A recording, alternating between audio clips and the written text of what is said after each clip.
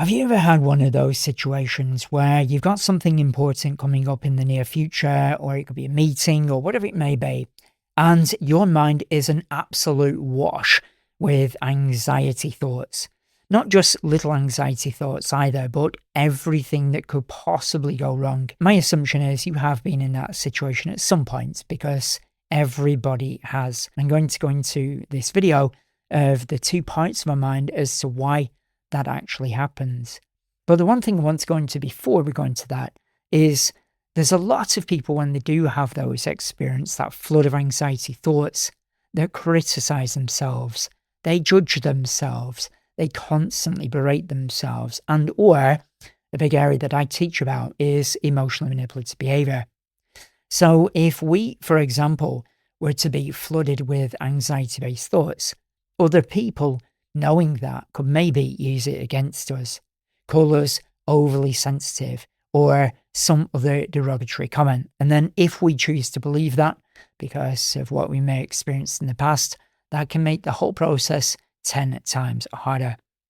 So why does this happen? Well, I want to give you a metaphor here, and it's to do with the two parts of the mind, the conscious mind and the subconscious mind, or the rational, logical part of the mind and the creative part of the mind.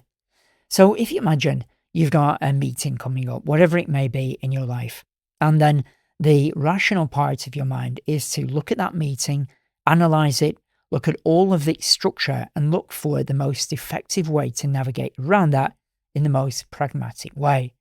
Now, if we were to focus on that all the time, that would be great. So why do we get all these anxiety-based thoughts then? It's to do with a creative mind. And remember, it's not that your mind's broken. It's doing a job. It's just that we're focusing on a certain part of our mind and allowing it to take control. Now, in the subconscious part of our mind, or the more creative part of our mind, we've got something that I classify as the protector self. And the protector self is there to protect us. That's its job. 24 hours a day, 7 days a week, from the day you're born until your final day, it will constantly be looking out for your best interests. So why is it then that it's giving us all these anxiety-based thoughts? Well, it's doing it for a very important reason. What I want you to do now is imagine that you've got two different employees in your employment. You've got the rational part, which is to analyze, structure, come up with solutions. But then you've got your protector self. And your protector self employee is going to look at everything that could potentially go wrong. Now, is it being irrational? No. He's doing it because it's thinking outside of every possible equation. The content or information in these videos is for educational and informational purposes only, to look for potential risks that could potentially affect you. Now, you notice that I've said potentially. It doesn't know. But this employee's job is to be creative and to look for risk assessment. Now, if you imagine it in this structure, that you are the employer and you've got these two employees, if they were to work harmoniously together, you'd have a fully working team. You'd have the protector self telling you challenges of potential risks that could go wrong, working with your rational employee that could say, right, okay, I take what you say, protect yourself. Here's what we could do to rationalize that. Okay, protect yourself. Here's what we could do to rationalize that. When your two employees are working together, you have got absolute harmony. And that is a very functional mindset. So then we have to ask the question, well, why do we listen to our protector self keep coming up with all these anxieties that go out of control? Well, it's not the protector self's fault. That's just doing its job. It's where we are placing our attention. And the reason that we've placed so much focus on the protector self is the very reason that newspapers are so popular. When they create shock facts, these news headlines that are dramatic and chaos, we go to that point because we are anxious that, well, we could be in danger. So we've got to look at the potential danger to make sure we're not in that. However, as I'm sure you're starting to see, if we're only listening to our protector self, the part that we're not listening to is the rational part, the part that can structure around. So if we've got these two employees and one employee, the protect self, runs in and starts screaming all these things that could go wrong, and then we've got the other employee very quietly in the background saying, okay, so we've got these three anxieties and what we need to do is, and then the protector self run and say, no, just this can go wrong, this can go wrong, this can go wrong. Wherever you place your focus is where you're heading. So the question is then, is your mind irrational? Is it overthinking? Are you overly sensitive?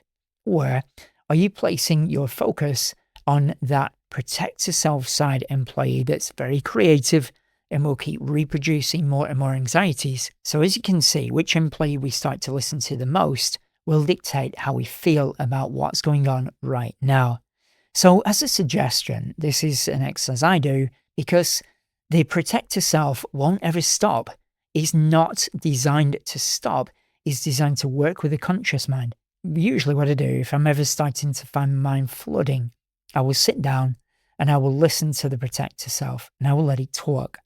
And then what I'll do is write down every single anxiety thought that comes through. Now, that might sound an arduous task and it might feel like, hang on, there's 50 or 100 of them. Well, actually, as you start to write them down, you'll find that you start repeating yourself. But if these thoughts are going through your mind and not written down, it could easily be 50, easily be 100. But when you do write them down, you can start to see, well, actually, that is exactly the same as the other three anxieties. So I'll group them into one. And the more you write them down, the more you'll start to recognize there are not 50, there are not 100 anxieties. There's maybe 10 or 15.